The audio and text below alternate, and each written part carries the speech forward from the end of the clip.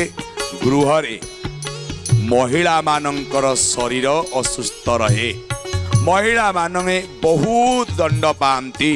महिला मानकर से घरे आखिरु लुह बाहरे। महिला माने जंत्रणा पाती। महिला मानकर पेटगत जंत्रणा बाहरे। महिला मानकर स्नायुगत रोग मध्य बाहरे।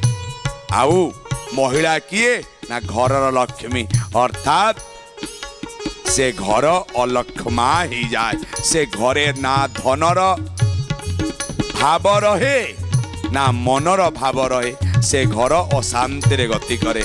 माँ बापा माने मन रखिबे ओइठा बासन को शयन कक्षरे केबे हेले रखिबे नाही, नहेले महिला मानक शरीर खराब हवा सहित परिवारर गृहर क्लेश वातावरण वृद्धि पाई थाए।